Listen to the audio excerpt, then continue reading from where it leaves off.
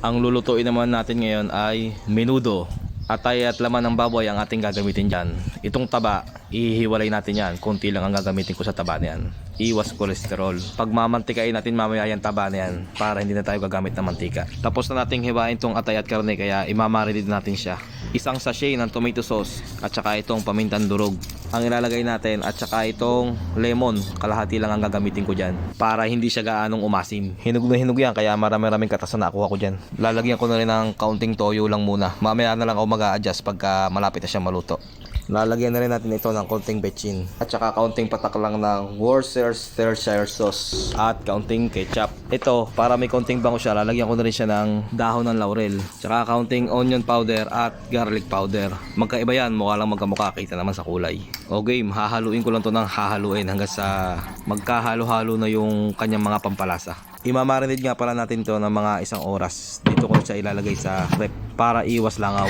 Habang minamarinate, igayak na natin yung mga panggisa. Ayan, bawang at saka sibuyas. Ayan, hihiwain lang na maliliit. Tapos, isang pirasong bell pepper, yung medyo malaki.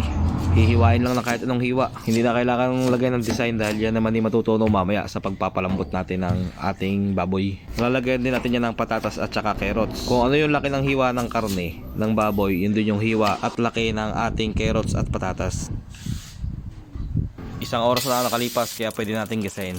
Minantika ko lang dito itong ating taba, yung kaninang hiniwalay natin. Mantika nung taba yung gagamitin natin sa pagigisa. Babawasan ko lang yan kasi sobrang dami nung mantika na lumabas sa ating taba ng baboy. Inuna ko palang ilagay dyan yung bawang. Kapag ka umaamoy na yung bawang, yung naaamoy na ng kapitbahay nyo, pwede na isunod ng sibuyas. Bahagi ng lutuan lang sa sibuyas at pwede na natin ilagay yung ating siling pula.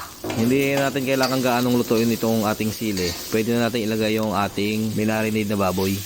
Medyo mahaba-habang palambutan to. Tutubigan ko lang para hindi siya masunog, hindi siya manikit dahil palalambutin natin yan. At habang pinapalambot natin yan, hihiwain natin tong chicken hotdog. Ayan, nakakadagdag sarap din yan. Syempre, pamparami. I-check na natin yung ating menudo. Ayan, matagal-tagal na rin natin pinapakuluan yan. Pwede na natin ilagay yung ating carrots at saka yung ating patatas. Ang masarap sa ganito yung medyo nadudurog na yung patatas. Hindi na pala natin ito lalagyan ng Reno liver spread kasi nga medyo marami naman yung atay na ating nilagay kanina. Pinakahuli ko nilagay yung hotdog kasi naman yung hotdog pinakamabilis namang maluto yun. At ayan na nga, luto na ang ating menudo. Ayan, bongga, parang piyesta na naman ito. Like and share naman dyan mga boss.